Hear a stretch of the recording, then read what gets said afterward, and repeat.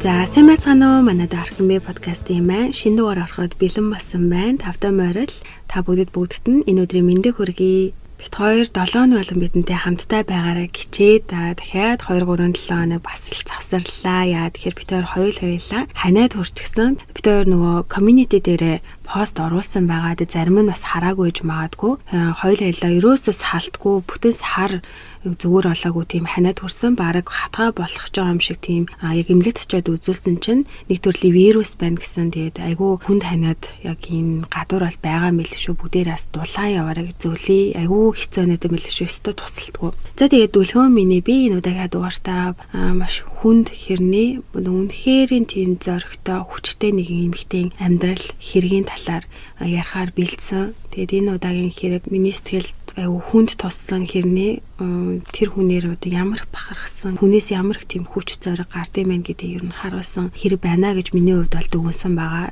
За хэрэгээ ярьж эхлэхээс өмнө бидний дэмжиж бидний subscribe хийгээгүй байгаа бол subscribe дараарай. Одоо хэрэгээ сонсож дуусаад энэ хэргийн талаар юу гэж бодсон тэр бодлоо комент хэсэгт хэсэгтлээ үлдээгээрэй гэж хүсье. За ингээд шууд хэрэгээ ярьж эхлэе.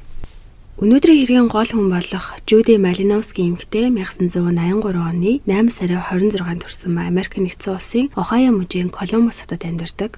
Ээж аав болоод эрэгтэй эмэгтэй 2 дүүтэй айлын том охин. Түүний бага нас бол хайраар дүүрэн аз жаргалтай өссөн ба 2 дүүдээ халамжтай маш ойр дотн байдаг яг сайн найзууд шиг. Ээж нь анх хүүхдтэй болохыг хүндрэлтэй хэд хэдэн удаагийн зулбалтын араас ээж авдаа мэндэлсэн анхны хүүхэд нь болохоор маш их хайрлагдаж өссөн. Ээжтэйгээ бас л сайн найзууд дотн байдаг.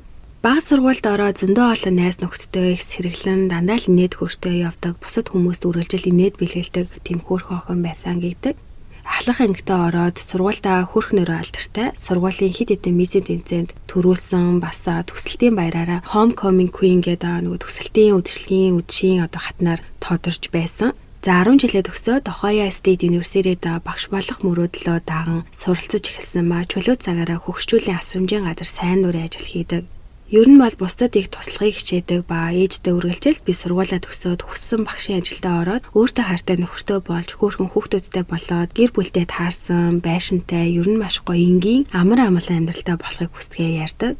Харамсалтай нь Жуди удалгүй өндгөвчний хорт авдартай болсон ба хар залуугаараа энэ өвчнөтөөгөө нэлийн тэмцээж эрчимтэй эмчилгээ хийлгэсээр байгаад ямар ч тааж хорт авдаргүй болж чадсан. Ингээд хүнд өвчний ард гараад 21 наснда Рон гэдэг залуутай танилцаж биедээ дурлаад тэд удалгүй гэрлээд 2 хүүхэдтэй болж үргэлж төсөөлдөг байсан гэр бүлтэй болох мөрөөдөл нь биелсэн. Том охин Кейлна 2004 онд гаргаж, бага охин Марисна 2007 онд гаргасан. Нөхөртөөгөө харилцаа нь ерөөхдөө хэмээн байсан ч гэсэндээ яг 2 дахь охиноо гидсэндээ тээж байх үед нь бол нөхөр нь түүнийг араар тавьсныг мэдсэн. Тэгээд Марис нь охинд хүрэхэд тэдний гэрлэлт хоорондын харилцаа ер нь аль хэдийн нэлээд хүүтэн үндэ болоод болохоо болчихсон байсан учраас удалгүй гэрэлтэй цуцлуулаад салсан.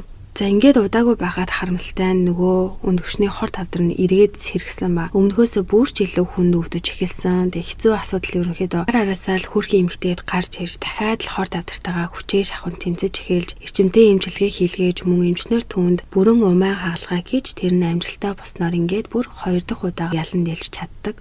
Гэхдээ хагалгааны дараа маш их өвдөлт мэдэрчсэн болохоор хүчтэй өвчин амдах юм байнгын уудаг болоод бүр тэр юмэндээ бүрэн донтчихдог. Өвдөлтөө дарах гэж зарим үед энгийн уух ёстойгоос ч илүү хууж эхлээд 2007 2008 онд хүмүүс талаг олноор нь хүчтэй энэ өвчин амдах юм бичиж өгөөд Америкт бол тухайн үед энэ юмний хомсдол үүсэж эхэлсэн ба дээрээс нь Жудигийн одоо эрүүл мэндийн даатгалын компани нь түүнийг одоо маш их хэмжээгээр юм авч байгаа болохоор үргэлжлүүлэн үнэгүй өгөхгүй гэсэн шийдвэр гарснаар тэр юмээ өөрөө худалдаж авч чадахгүй мэдээж одоо үнэтэй. Тийм болохоор яах ч аргагүй годамжнаас одоо харт амиг авч хэрэглэж эхэлсэн. Удалгүй тэрээр нундаг цагаан харт амхинд донтож бүр өдөр болгон хэрэлдэг болоод хамаг байдаг мөнгөө харт амхинд л өгж бараг л гудамжинд гарах нь холгүй болж эхэлж гэр бүл найз нөхдөдөө харилцаа нэрс буурж бараг л харилцаагүй болсон. Дээрэс нь бүр 2 охиноч хасарч тоглож чадахгүй байдалд хүрдэг. Яг энэ хэцүү үеэр нь бол гэр бүлийнхэн түүнийг орхиогүй харт амханаасаа гарахт нь туслаж эхэлж том охины ээж нь харж бага охины дүүн өөр дээр авч харж өгж эхэлсэн. Тэгээд хэсэг ийм байдалтайгаа явсаар удалгүй Жуди ч гэр бүлийнхнээ үгийг сонсож өөрийгөө болоод хоёр хүүхдээ бодоод донтолтоосоо гарья гэж донтолтоос гарах тэм нөхөн сэргээх төвд хандаж богино хугацаанд яг харт амх хэрэглэхээ болж бүрэн хэвийн байдалтай бол эргэж орж чадсан.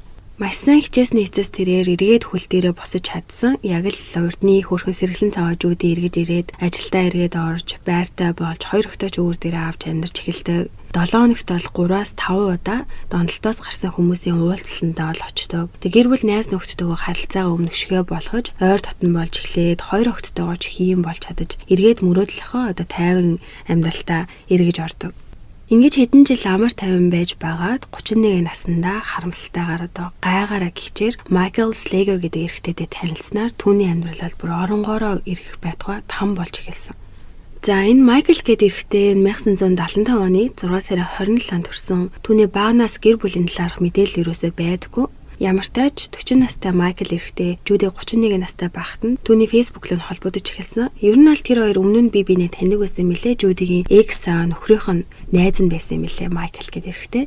Тэгээд 2014 оноос Майкл Жудигийн фэйсбүүк дээр хийж байгаа ер нь зураг, пост, шеэрлсэн юмнууд гэдэг бүх зүйл дээр нь лайк дараал, комент хичээл, удалгүй түнлөө мессеж бичиж эхэлж бичгтээ чи үнэхээр хөөрхөн би чамд сайн болж татагдаад нилээн удаж байгаа. Чи нөхөртөө байсан болохоос сэтгэлээ хэлж чадалгүй явсаар удлаа гэдгээ хэлж эмэгтэй хүний сонсох дуртай бүхий л үгсийг бичиж эхэлсэн. Эмэгтэйн эр хүнээс сонсох хүсдэг бүхий сайхан үгийг хэлж найрч эхлэхэд бол Жуди тухайн үедээ за энэ залуу л ер нь надад үнэхээр сайн намайг хайрлаж хамгаалж амар тайван амьдралыг надад өгч чадхаар юм байна гэж бүр тийж итгэхээр тийм их хараас нь гүйсэн. Ингэж хоорондоо харилцаар байнгын холбоотой болж эхэлж анхны болцоонд гарч үүнээсээ хэдэн сарын дараа 2015 оны 4 сард гэхэд Жуди фэйсбүүкийнхаа relationship статусаа Майклтай энэ relationship буюу түүндээ үерхэж байгаа гэж сольсон. За энэ Майкл эрэгтэйн хувьд бага нас ер нь л өмнөх амьдралын талаар мэдээл байдгүй ч гэсэндээ түүний цагдаагийн гинт хэргийн рекордоос харахад бол ямар хүн байсан бэ гэдг нь бол тодорхой харагдахаар бүр дуусахгүй их хууль зөрчиж байсан хүн юм билээ. Энэ хэргийн баримтат кинон дээр бол яг хэрэг хийж цагдаад баригдсныг нь дараалалаар нь хамгийн түрүүнд энэ дараагийн удаа ийм зүйл хийсэн гэсэн ийм дараалалаар нь хэлвэл хамгийн анх дээрэм хулгай хийж баригдсан. Түүний дараа гэр бүлийн хүчирхээлэл гэж цагдаа дуудагдсан. Дараа нь хүн занал хийсэн, далд зэвсэг авч явсан, хүн санаатаагаар занал хийсэн, цагдаад худал мэдүүлэг өгсөн, гэр бүлийн хүчирхээлэл, дахин хүн занал хийсэн, хүнлүү санаатаагаар дайрсан, занал хийлэл, гэр бүлийн хүчирхээлэл, хүний биед халтсан, гэр бүлийн хүчирхээлэл, хүнлүү халтсан, 5 дахь удаага гэр бүлийн хүчирхээлэл үйлдсэн. Тэгээд бүр хүчингийн хэрэг хийсэн. Тэрнээс хойш дахиад хулгай, хүүхдийн амь насанд халтгыг оролцсон хэрэг, дахиад гэр бүлийн хүчирхээлэл, хүүхдийн амь насанд халтгыг оролцсон, хүчин үйлдэхийг завдсан, занал хийлэл хийсэн, эмх замраагүй байдал үүсгэсэн, хүн мөрдөж мөшгсөн, гэр бүлийн хүчирхээлэл, хүнд халтсан, гэр бүлийн хүчирхээлэл, хулгайгаар айл руу орсон, дахин 2-3 удаа хулгайн хэрэг, дараа нь хуурамч банкны чек гээд бүр бараг л хүн алхаас бол бусдын бүгдийн хийсэн хэргийн нэг бүрчлэн хэлвэл дуусахгүй ийм аимшигтай давтан гэмт хэрэгтэн байсан маа. Ингээд харахад гэр бүлийн хүчирхээлэл, хүүхд рүү дайрсан, занал хийсэн, хүнийг мөрдөж мөшгсөн гэхээр бол өмнөх олон эксүүдээ ч юм уу хүчирхээлж маш олон хүнийг зоож исэн бах гэж бол харагдаж байна. Ямар ч хүн энэ хүний үннийг мэдсэн бол шууд л цугтаад явхаар тийм аимшигтай юм эрэхтэй байсан маа. Ингээд Жуди Майкл хоёроо л үерхэж эхлэе. Жудигийн гэр бүл ялангуяа ээж нь найз залууг нь хараад түүнд ерөөсөө таалагдаагүй юу н харваас ингээл нүдэнд хүүтэн царайтай тэгэл битүү шивээс мэяс болсон. Тэгээ үүнийг жохондоо дээрэс нь Майклд хүртэл одоо чи нэг таалагдахгүй байна. Ер нь манай охинтой таарахгүй бахаа гэдгийг хэлсэн. Тэгэхэд Майкл үгүй та намайг одоо битгий гаднах байдлаар минь дүгнээ. Охиныг чинь би маш сайн хайрлаж чадна. Намайг битгий ингэж бодоо. Би бол сайн залуу гэж хэлсээр байсан болохоор ээж нь удалгүй тэднийг заа загэл орхисон. Нэрэл би их муугаар бодоод ах шиг байна гэд. Дөнгөж өөрөхэд удаачгүй байхад Жудигийн гэрт нь Майкл бол хурж ирж амьдарч эхэлсэн. Дээрөөсөө асуугаачгүй хоорондоо ярилцаачгүй байж нүүж ирээд яваагүй. Бүр энэ хоёр ч Facebook статусаас сольж ер нь бол үерхэж эхлээд хэдэн жил сарж биш хэдхэн 7 хоног үерхэл ингэж шууд хамт амьдарч эхэлсэн. Тэгээ Майкл бол удалгүй жинхэнэ яг өөрийнхөө ямар хүн бэ гэдгийг бол харуулж эхэлсэн. За Жудигийн бүхэл амьдрал үйл хөдлөлийн хяндаг, найз залуудаа хэлэхгүй гэрээсээ хаашаач гарч чадахгүй, гадуур гарах болгондоо хамт явна, бас хаяа гар хурж эхэлдэг. Мөн Жюдигийн өнгөрсөн амьдрал хор тавдраас салж чадсан өвчнөөсөө болоод эмэнд донтож сүлдээ харт амхинд донтоод одоо бүрэмсэн гарч чадсан гэд бүгдийг мэдсэн болохоор ерөөсөө Жюдиг бүрэн эрхэндээ оруулж өөрийн хүснээрээ байлгаж захирах арга нь эргээд түүнийг харт амхинд оруулах юм байна гэж боддог. Ер нь бол албаар харт амхи олж ирж түүнд хэрэглүүлж эхлээд хамгийн түрүүнд Жюдиг ийм донтогч гэдгээр нь өөрийг нь муу хүн гэж бодогдуулж Майклийн хувьд сайн хүн харин Жюди бол бүтггүй арчаагүй гэж харагдуулах гэж. Дээрэс нь албаар түүний хүчгүй өөрийгөө болоод амьдралаа авч явж чадхааргүй учраас Майклаас бүрэн хамааралтай болох гэж тархины угаасаар хөрх эмэгтэй эргээд харт амхинд оруулцдаг. Майкл өөрөө болохоор ерөөсөө харт амхи хэрэглэдэггүй. Тэгэнгүүтээ хамаг мөнгөөрөө харт амхи авч эмэгтэйд хэрэглүүлсээр хэсэг хугацаа өнгөрсөн ба энэ хугацаанд хүчирхийлэл дарамтанд оруулсан хэвээр дараагийн төлөвлөгөө нь Жюдигийн гэр бүлийнхнийг түүний эсрэг болгох гэж. Ээж рүү байнга залгаж эхлээ. Танаа охин ч эргээд харт амхи хэрэглээд бүр донтчоод байна. Байнга хэрэглэж байгаа. Би бүр битгийгээд ерөөсөө намайг сонсохгүй байна. Бидний хамаг мөнгө тэрэнд нь өрөвддөг. Өчигдөр шөнө гэртээ ирсэнгүү. Ер нь хаяа ингээд алга болчдөг. Би маш их санаа зовж байна. Одоо яах вэ? Түүнд одоо яаж туслах вэ? Энэ донтолтыг л өстө болиулчмаар байна. Даанч би дийлэхгүй ингэж бүр өөрөө бүр ямар ч буруугүй юм шиг жүжиглээд ерөнхийдөө бол хөөр хилэлтэй найз зохиндоо хайртай түүндээ тусламар байгаа найз залуугийн дүрд тоглож ээжд нь ховлож эхэлсэн. Тэгээ ээж гэрийнхэн хувьд Майклыг тийм амар цадаарын хэрэг хийсэн түүхтэй бас охиныг нь зодож цохиж дарамтлж загнадгийг нь бараг л мэдгүй тийм болохоор яана гэд бараг л Майклийн талд ороод өрөвдөж бүр Майклд байр хоолныхоо мөнгөнд нэмэрлээрэ гэд мөнгө хүртэл өгсөн ба тэрүүгээр нь мэдээж Майкл байлаар Жюдид илүү харт амхи худалдаж авч өгч хэрэглүүлдэг. Нэг өдөр ээж нь дахиад залгаад охинчоо харт амхи хэтрүүлж хэрэглээд ухаан алдаад босч ирэхгүй байна яана 911 дуудаарай гэж хийснээр одоо ээж нь шууд 911 дуудсан. Тэгсэн уудалгүй түрөөнийхөө ирэхээс өмнө Майкл эргээд ээж нь залгангуйтаа Жюди сая сэрчлээ зүгээр гайгүй юм шиг байна гэж хэлдэг. За ингэж худлаа ярьсан учир нь албаар Жюдиг эргээд харт амхинд орсон гэдгийг нь бүх хүн мэдтүүлэх. Дээрээс нь 911 дуудаж түүний цагдаагийн төвхөнд бичигдэж үлдээж дараа нь ямар нэгэн болох юм бол Жюдиг цагдаа нар эн чинь харт амхи хэтрүүлж хэрэглээд ухаан алдаж хөргөн дуудаж исэн гэсэн тийм нэр зөвлөх гэж тийм амар байлаар санаа гаргасан. За удалгүй сэтгэл санаагаар нь хүчрхийлээс гадна маш ихээр гар хурж эхлээд Жюдигийн хамаг биеийг нь хүүхнэц болж нэг удаа бүр хоолойг нь багалзуурдаж байгаад бараг л өгөхийнх нь өмнө зогссон. Үүнээс болоод цагдаад Майклыг гэр бүлийн хүчрхийлэл өөрт нь хийсэн гэж Жюди дуудсан боловч харамсалтай нөгөө л 911-ийн дуудлагаас болоод цагдаа нар ирээд энэ хүүхэн чи ерөндөө юм донтцсон юм хүүхэн юм байна. Тэгэхээр түүний одоо хэлсэн юу ер нь худлаач ирж байх илүү магадaltaй юм байна гэж юусоо итгээгүй тоогүй яваад өчтөг. Тэр үед нь Майкл цагдаа нарт манай найз зөвхөн харин ийм донтогч байгаамаа би түүнд аль болох туслахыг хичээдэг. Хитрхи масуурсан байсан болохоор худлаа дуудлага өгчээ гэж бүх бурууг олж Жюди рүү чиглэлээд байдаг. Жюди түүний хүчрхийлэлд хэдэн сар байж сүлдээ төвчгээ байгаад өчнөө удаа Майклаас салыгээд манай гэрээс яваад өгөөч гэсэн ч явахгүй салахгүй байсан болохоор нь сүлдээ ээжээсээ Майклыг явуулаад өгөөч гэж тусламж гуйж эхэлсэн. Тэгээ ээж нь бол найзлуудаа ярилцсан ч гэсэндээ би салахгүй одоо явахгүй гэсээр байгаа. Тэд бол юу ч хийж чадаагүй. Ингээд гэрээс нь явахгүйсэн болохоор Жюдигийн хувьд бол өөрөө гэрээсээ явахаас өөр арга байгаагүй. Тэгээд ээжиндээ, хамаатан садан, гэрийнхнийдээ бас найзуудаа болоод жижиг буудлуудад хүртэл хонжайл болох Майклаас л хоол байхыг хичээсэн.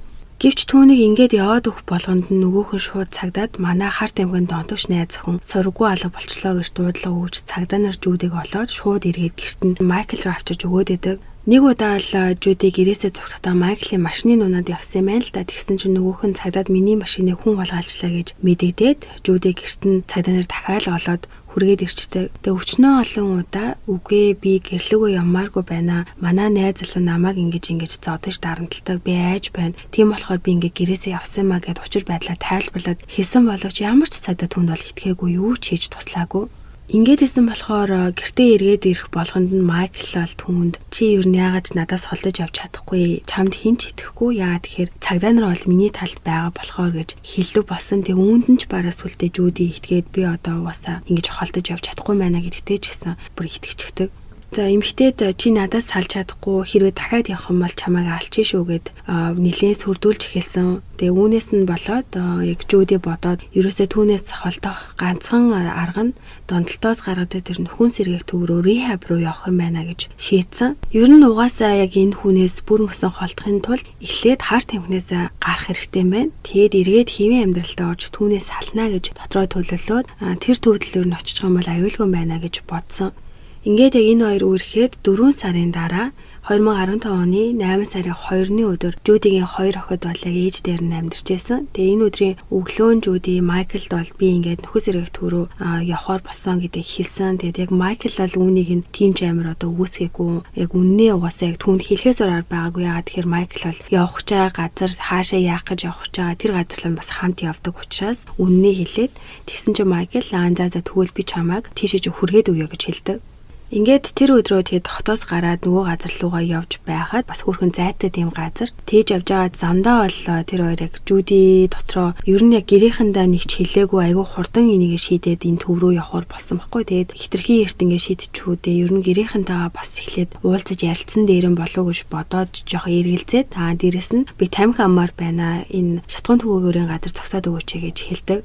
За энэ шатгуун төвөөрийн газар одоо очих хүртлээ бол энэ хоёр замдаа бол нэлээд маргалцсан юм билэ. Бүр хэрүүлэн дуусахгүй шатгуун төвөөрийн газрын одоо машины зогсоолч гэсэн өөрөөлжлээд гэтэл Жуди бол машинаасаа буугаад ганцаараа тэр жижиг дэлгүүрлэн ороод тамхи аваад нэг ундаа аваад байшингийн хойно очиж хэсэг амьсгаа авч ер нь тайвшрий гэд 2 минут ганцаараа бодлоо згцлээгээд гарсан чинь нөгөө галц нь бол мэдээж үүнийг нь зөвшөөрөхгүй араас нь машинтайгаа хурж ирэнгүүтээ машин руу эргээд суу гэхэд эмэгтэй бол үгүй гэж хэлдэг. Тэгээ тэдний энэ маргалтж байгаа байдал нь бол тухайн газрын хяналтын камерт нь бичигдээд байгаа.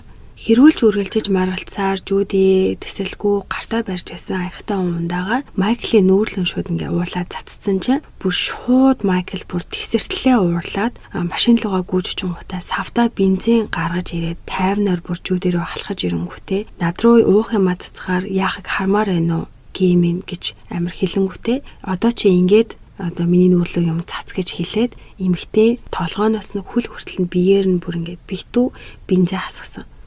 Хөрхий Жуди бол нүүр ам нүүдгээд бүх хэсэглүүнд бензин ороод бүр бензин хоолоор нь залгидээж хоолоо нүртэл боогдож юу болоод байгааг ойлгохгүй бүдэрч унаа. Тэгээ Майклаас бол битээлтэй боловч тэгээж ойрлж хуйлж годог гуйсан. Тэгтэл бол Майкл бол бүр ямар ч тоосон шинжгүйгээр эргээд машин руугаа очоод жожголк авчингуудаа Жудигийн хувцсыг нь шатаастаар эмэгтэй бол бүр бүрэн тэр чигтээ галж татаж эхэлсэн.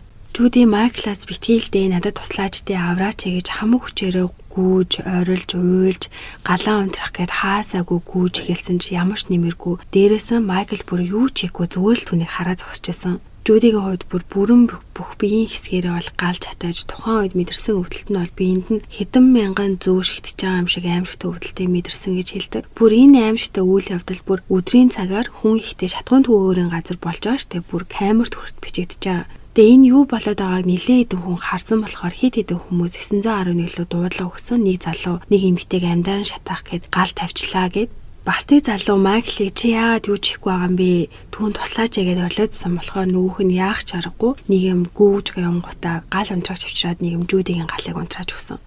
За ингээд удалгүй төрөөн тусламж ирэхэд бол хөрхийн эмэгтэйн бие маш хүнд байдалтай байсан ч амьд үлдсэн байдаг. Тэгээ цагдаа нар очиод Майклаас шууд юу босныг асуусан чинь хариулт нээжтэй бүр Жуди өөрөө дээрээ санаандгүй жоохон бензин хасгацсан. Тэгсэн байшингийн хоошоо өөрөө ганцаараа очиж тамхи татна гэд явсан. Тэгээ тамхи асаах гэж байгаад санаандгүй өөрийгөө ингээд шатаачихсан гэж ингээ хэлэхэд нь бол мэдээж ямар ч тэнэг хүмээс нь түүний энэ хийсэнд нь итгэхээргүй. Мэдээж одоо хувцсныхаа ч юм уу биеийнхаа нэг баг хэсэгт жоохон бензин хасглаа гэхэд бол ингэж амар биеэрээ те бүтэн шатна гэж бол байхгүй. Ингээд Жудиг бол яаралтай эмнэлэгт хүргэсэн. Тэгээ тэр үеэр нь түүний ээж болон дүүд нь осолд орсон гэдгийг нь хэлсэн. Тэгээ тэр эмнэлэгт нь ирээд одоо эмчнэр бол Жудиг амьд үлдэх магадлал маш бага. Одоо бол ухаангүй байгаа гэдгийг тэдэнд хэлсэн. Тэгээ дүүн бол бүр хичээгээ хараад шууд л өрөөнөөс гарч бол бүүлжиж итгэж чадаагүй бүр ийм амар байдалтай байгааг нь хараад энэ аимшигт халдлагын улмаас Жудигийн биеийн 95% нь 3/4 зэргийн түлэгдэлтэй хэд хэдэн хуруугаа алдсан ба хөрхийн минь бүр нүүр нь Жуди гэж таних аргагүй болсон байдаг. Эмчнэрийн харж байгаагаар түүнийг амьд гарах магадлал бол маш бага, бүр хэдхэн цагийн л нас үлдсэн байна гэж үзэжсэн ба эрчимтэй эмчилгээ хагалгаа хийж байх үеэр нь Майклыг ч гэсэн эмнэлэгт авчирсан байдаг. Тэгээ бүр Майклийн хувьд одоо гал унтраах ч байгаад юм уу, гал тавих ч байгаад юм уу, одоо жоохон гэмцэм машин эмнэлгийн орон дээр эмчилгээ хийлгэсэн суужсэн. Яг тэгээд сууж ахад нь мөрдөгчөө дахин түүнээсээ юу босныг асуусан чинь нөгөө л хэлтгээ хэлээд би буруугүй гэснээ бүр нийцээ юм. Би өөр нь байцаалтанд ороод байгаа юм уу? Би баривчлагдсан байгаа юм уу гэж уурлаадсан. Тэгээ яг энэ үеэр нь шатган төгөөрийн газрын хяналтын камерыг цагдаа нар шалгаад яг юу болсон бүгдийг нь хараад Майклд бол бид камерын бичлэгийг үзсэн. Чи найз охин дээр бол бензин бүр асгаад гал тахагч нь бол бид ингээ харсан. Бүх үннээ одоо хэлээ яг юу болсон юм бэ гэд асуусан чинь Майкл бол одоо яг нөгөө хилээдснээ гол өөрчилж эхэлсэн. Тэгээ яг үнэндээ бид хоёр хэрэлдэж байгаад миний нүүрлөө тэр ундаа асгаад хамаг хувцас муухай болгочихсон. Тэгэхээр нь миний уур үрээд тэгвэл чиний ч гэсэн хувцсыг чинь муухай болох л доо гэд би бензин хасгацсан юм аа. Энэ бол зүгээр л тоглоод би ингэсэн.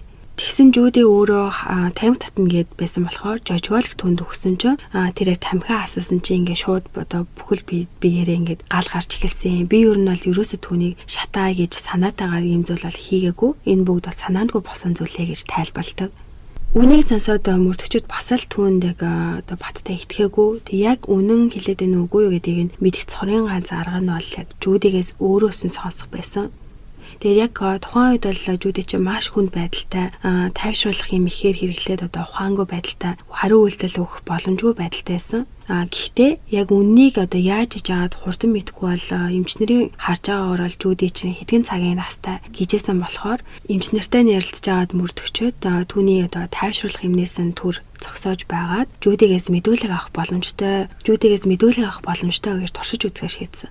Мэдээж одоо Жудигийн одоо байгаа байдлаас харахад бол тэдний юу ярьж байгааг ойлгох нь битэл хүний яриаг сонсож чадах уугүй юу гэдэг нь тодорхойгүй байсан ч гэсэндээ туршаад үзсэн чинь азар Жуди мөрдөгчнэрийн хэлж байгааг ойлгоод чи өөр дээрээ бензин хасгасан уу гэхэд бол арай гэж ингээд толгоогоо баг зэрэг сэгсэрч үгүй гэж хэлээд Майкл чам дээр бензин хасгасан уу гэхэд тийм ээ гэж тохиж өөрийн одоо маш их хүчээ гарган чадлаараа л одоо тэдний асуултуудад толгоогоо тохиж одоо ингэж сэгсэрч хариулж чадчих өгсөн. Ингэж дуусаад эргээд имжлэгээндээ орсон ба хэдхэн цагийн амьд явна гэж бодож байсан бүх хүмүүсийг ол Жуди гайхшуулж бүр ямар их хүчтэй, сэтгэлийн тэнхээтэй, амьдралын төлөө тэмцэгч дайчин эмэгтэй вэ гэдгийг харуулж амьдарсаар байсан. Тэг хэдэн өдөр сар амьд байж чадж байгаа ба сүүлдээ 7 сар комонд ухаангүй ордог. Жуди эмэгтэй амьд мэнд өнгөрүүлж байгаа өдөр минут секунд бүр бол хүний дааж тэсэж чадамгүй тийм аимшигтай хөвдөлтийг бол төвчж эрүүл болохын тулд амьд үлдэхин тулд твцээр энэ 7 сарын хугацаанд бол бүхэл бүтэн 60-аад хагалгаанд орсон. Тэр дундаа 7 удаад нь бараг л амьсгал хураангаа алдсан. Үүнээс гадна нэг өдөрт 2 удаа яг эмнэлгийн хувцсыг солих ёстой байдаг. Тэгээд бүр битүү шатсан одоо биенээс нь бүр ингээд арьсан хүртэл нөгөө хувцтай нь хамт хууларж ундаг бүр маш их өвдөлттэй ийм өдрүүдийг өнгөрөөсөн гэдэг. За түүнийг энэ комонд авах хугацаанд бол Майклыг галтан шатаах хэрэг болоод танхаа хэрэг хийсэн гэж цагдаагийн хэлцэст бол түүнийг хорж байсан. Тэгээд хичээчгүй ерөөсөө би буруугүй тийм зүйл хийгээгүй гэж өвөөсөжсэн. Тэгээд бороо энэ хүн гал тавьсан гэдгээ хүртэл өвөөсгээд тэгээд дотроо бол Жудиг комноосоос сэрэхгүй ухаан орохгүй байж байгаад бараг амьсгал хураагаасаа гэж бодож исэн. Яа тэгэхээр Жуди сэргээд түүний эсрэг одоо мэдүүлэг өгөх юм бол бүх зүйл ил болж хэрэгтэн болоод илүү өндөр ял аавна гэдэг бол тэрээр мэдчихсэн. Азар Жуди эмэгтэй комноос сэргсэн. Тэг сэрэгтэй яаж иж байгаад Майклыг хийсэн хэрэгтэй шийдэл хүлээлгэн гэж шийдэж мэдүүлэг өгж эхэлсэн ч Майклийн өмгөөлийн баг бол бодохдоо мэдээж хэрвээ Жуди шүүхтэр гэрчийн мэдүүлэг өгвөл Майкл хүнд ял аавна гэж мэдчихсэн болохоор шууд галтан шатаасан тагаан хэрэгтэй бол буруугүй гэж байснаагаа өөрчлөөд буруутай ямар ч маргаа өрнүүлэхгүйгээр хэрэгээ хүлээн зөвшөөрснөөр шүүх хурал болоогүй. Тэгээд шүүхээс Майклд бол энэ хэргийнх нь хамгийн дээд аль болох 11 жилийн хорих айлаг өгсөн. Майклийн стратеги нь бол Жудиг өөрийнхөө эсрэг мэдүүлэг өгүүлэхгүйгээр ингээд зөвхөн галан шатаасан тагаарсан хэрэгэрэл дээд ялаа авч шоронд суугыг хүснэг мэдсэн Жуди үнийг сонсоод л өөрийнхөө ингэж үхээс наагур болтлоо тэр хүн тарчлаагцсан зэрэмдэглүүлсэн ийм хүн ноцтой хэрэг хийсэн хэрнээ ийм хөнгөн ял авч байгаад хуулинд өөрчлөлт хэрэгтэй юм байна. Надаас гадна наачиг ийм нөхцөл байдалд орсон маш олон хүмүүс байдаг. Тэр бүгдэд шудраг ас хэрэгтэй гэж эцсээ хүртэл тэмцэхээр хатуу шийдсэн. Өөрийнхөө энэ хэрэгээс үүдэн ирээдүйд гарах гэр бүлийн хүчирхийлэлд өртөх бусад хүмүүсийг хамгаалах зорилгоор тэр их төвчхийн аргагүй өвдөлтийг тисэж эмнэлгийн орон дээрээсээ хэдэн сарын турш тэмцсээр 2017 онд хэрвээ хохирогчийн дүр төрхийг зориудаар албаар хүнд гэмтээж зэрэмдэлсэн хэрэгтнүүдэд илүү хүнд ялууж дээд тал нь 11 жил байсныг 20 жил болох хуулийг Ohio мужид батлуулж чадаж тэр хуулийг Жюдигийн хууль нэртэйгээр хэрэгжүүлж эхэлсэн. Гэвч энэ хууль батлагдсан ч гэсэндээ харамсалтай Жюдигийн хэрэг дээр бол хэрэгжих боломжгүй. Майкл 11 жил авсан хിവэр 2017 оны 1 сараас л Жюдигийн бие нь бол эрс муудаж эхэлсэн. Тэгээ түүнийг дахин удаан амьдарч чадахгүй байх гэж эмчнэр хэлж Майклыг зүгээр ч нэг түүнийг ирэмдэглэж хохироогоогүй одоо бүр хүн амны хэрэг болох боломжтой гэж өмөөлөгчөд үзэхэд Жюди бол өөрийгөө удахгүй гэдгийг ч гэсэн өөрөө мэдчихсэн болохоор яаж иж агаад миний амь насыг түүнийг хөнөөсөн гэдгийг баталмаар байна гэснээр шүүхээс түүнийг бол Майклийн эсрэг видеоколоор гэрчийн мэдүүлэг өгөх боломжтой гэдэг. Гэхдээ нэг юм нь Жюдигийн өмнө нь харт амхинд орсон байсан гэдгээс болоод мөн одоо шарах биеийн байдлаас яг одоо байгаа байдлаасаа болоод маш ихээр өвчин намдах юм одоо хэрэгжилж байгаа. Болохоор шүүхэд бол ингэж гэрчийн мэдүүлгээ өгөхийн тулд бүр хэдэн 7 хоногийн турш ер нь бол одоо цуснаасаа энэ өвчин намдах тайвшруулах хэмээ ерөөсөө огт байхгүй болгож одоо энэ хэмээ огт хэрэглэхгүй тисэж байж өөрийгөө гэрчийн мэдүүлэг өгөх эрүүл сарвал ухаантай гэдгийг шүүгчдэд нотлох хэрэгтэй болсон. Энэ бол бүр 95% 3-4 зэргийн төлөвлөлттэй байгаа хүний хувьд бол хүчин намдах ийм өдрийн хід уусан ч гэсэндээ ялгаагүй тэсгийн аргагүй байсан одоо өвдөл мэдэрч байгаа түүний хувьд тэсвэр төвчээр өөрөөсөө гаргаж эцсийн хүчээ шахан хэдэн 7 хоног өвдөлтөө тисэж байж нийгэм 3 цагийн турш бүх ном журмын дагуу мэдүүлгээ өгч чадаж хэрэг гарах үеэр одоо яг юу болсон яаж Майкл түүнийг одоо өрөвдөх сэтгэлгүйгээр бензин цацаж галдан шатаасныг ярьсан. Тэг хамгийн байлаар нь бол Майкл шүүхэд ингэж түүний мэдүүлэг өгөх үеэр нь эмнэлгийн өрөөнд нь хамтдаа байж сонсох тэмхсэлд гаргасан юм билээ.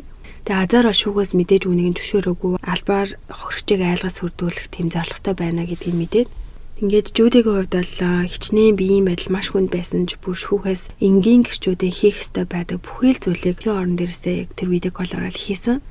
Майклийн өмгөөлөгч ч одоо хөрх эмэгтэй өмнөх амьдрал харт амхны донтолтын талаар дээрэс нь Майклийн машиныг хулгайлж явсан гэд ер нь л одоо бүхэл Жюдиг гэрч болох хангалттай саруул ухаандаа бишээ гэж одоо өгөөсгөж болох тиймгийг хайж түүнээс асуултууд асууж мэдүүлэг авч байсан. Тэг ер нь бол одоо бараг л чам руу бензин цацах шалтгааныг чи бараг өгсөн юм шүү. Чи түүний уурыг хүргэсэн, чи төрүүлж нүүрлэн юмдцснаас болоод энэ бүх байдал үүссэн гэх мэтчлэн одоо маш их олон зүйлийг асууж ирсэн. Тэгээ энэ бүгдийг Жюдиг хариулахын тулд тэр аимшигтай өдрийн бүх деталуудыг сандах хэрэгтэй. Дээрээс нь Майклтай одоо ямархуу харилцаа холбоотой байсан гэд бүх зүйлээ ярих хэрэгтэй болсон. Ингиж мэдүүлэг өгж байгаа бичлэг интернетэд байд юм лээ. Би description хэсэгт олоод линкийг нь оруулчихъя. Үзмээр байгаа хүмүүс нь үзээрэй гэж хүсье. Ингээд тэрээр амжилттай гэрчийн мэдээлэл өгж чадсанаар албан ёсоор түүнд ямар нэг зүйл болох юм бол Майклийн эсрэг шүүхэд тэрийг ашиглах боломжтой болсон ба. Харамсалтайгаар бол Жюди 2017 оны 6 сарын 27-нд бүхэл бүтэн 696 өдөр амьдралын төлөө тэмцээр 31 наснда харамсалтайгаар амьсгал хураасан. 2018 оны 7 сард нь Майклыг бол Жюди эмэгтэй хөнөөсөн гэсэн шүүх хурал эхэлсэн ба ичгчгүй би буруугүй гэж мэдүүлнэ гэж төлөвлөж исэн. Ерөнхийдөө тэгж хэлнэгээд. Тэгэхэд бол шүүхэд Жюдигийн нас барахаас өмнө нь өгсөн гэрчийн мэдүүлэг бол шүүхтээр тоглогдож маш хүчтэй мэдүүлэг байсан болохоор Майклийн өмгөөлийн баг түүнийг цаазын ял авахгүй тулд өөрт нь тулгаж буй ялыг хүлээн зөвшөөрснөөр шүүхээс түүнд давж заалдах боломжгүй насаараа шоронд орогдох ялыг өгсөн. Энэ нь яг Жюдиг нас барахаас өмнө яг хүсэжсэн зүйл юм байлээ. Майклийг цаазаар авах ял битгий аваасаа гэж хүссэн. Яа тэгэхээр хитрхийн амархан тиймээс хийсэн хэрэгтэй гимшиж насаараа шоронд орогдоосаа гэж эмэгтэй ол хүсэжсэн мэлээ. Яг тэрүүгээр нь болсон. Ингээд Жюди эмэгтэй бол нас барахаас өмнө өгсөн энэ хүү гэрчийн мэдүүлэг нь ингэж түүний хэрэгтнийг бол зохистой шийдэлээ авахт нь тусалсан. Ингэснээр Жюди өөрийн хүн амны хэргийн шүүх хурал дээр мэдүүлэг өгсөн хамгийн анхны хүн болсон юм билээ. За Жюди Малиновский эмэгтэй энэ түүхийг хийсэн баримтат кино 2022 онд гарсан байт юм билээ. За энэ хэргийн бүх мэдээлэл бол энэ байна. Тэгэд энэ хэргийг бол уншиж судлаад нэг хүнд ямар их тийм одоо хүнд хүчээр аимшигтай зүйлүүд тохиолдсон юм гэж бодсон. тийм залуудаа хор тавтартай болоод тэр өвчнөө хоёруудаа давд дийлж чадсан. Дээрэс нь харт амхинд гуймнээсээ болоод ороод өөрөө ч гэсэн тэрнээсээ татаж гаргаж авч чадсан. Гэтэл анхны нөхөр нь түүний хуурж дараагийн уулзсан хүн нь бол бүр чөтгөр цаашаа аимшигтай муухай үеийн хүнтэй танилцаж амьдрал нь юм там болсон юм хэрэг байна. За энэ Майкл гэ залуугийн хувьд бол яагаад вэ гэмээр бүр угаасаа юм чөтгөр шиг хүн гэдэг нь бол харагдчихээн л та. Цагдаагийн түүхээс нь харахад гэхдээ зүгээр л одоо Жюдийн эмэгтэйтэй танилцаал үерхээл дөнгөж 4 сарын дараа гэхэд эмэгтэйг ийм аимшигтай болгож хайсан. Тэр бүр амьдралаар нь тогсон гэхээр бүр үнэхээр итгэмээргүй зүгээр л ханаас ч юмээ гарч ирээл Жюдийн эмэгтэйг эргүүлж найз өхнөө болгож авангуудаа яаж иж байгаа л түүний амьдралыг зүгээр там цаашаа болгох ийм амар зорилттой ийм байлаар хүн нэрээ хүнээ таньж үерхэж нөхөрлж найзалж авахгүй бол бүр үнэхээр аюултай амар юм байна гэдгийг бол харуулж байна. Жюдийн эмэгтэй хувьд бол бүр ямар төсвөр төвчээр бүр амьдралтаа нэр үнэхээр олон хүнд хэцүү зүйлийг даван туулцаар дахин араасаа хэцүү зүйлүүд гарч ирсээр байгаад харамсалтайгаар амьдрал нь ингэж төгссөн байна. Тэгээд эцээ хүртэл зөвхөн өөрийнхөө хэрэгээс гадна ирээдүйд гарах хөргөчтийн төлөө ядчил хэрэгтнүүд арай илүү хийсэн хэрэгтэй шийтгэлээ хүлээх тийм жидүүдийг уртсгаж хуулийн өөрчлөлт оруулж чадсан маш том үүрэг гүйцэтгэсэн юм эмэгтэй байна. За тэгээ өнөөдрийн энэ хэрэг маань үгээр өндөрлж байна. Та бүгдийн нэрийн талаарх бодсон сэтгэлээс бидэнтэй комент хэсэгт хуваалцаарай. За тэгээд дараа 7 хоногийн гэрлэгийн дугаараа хэдүүлээ эргээд уулзцгаая. Түр баяртай.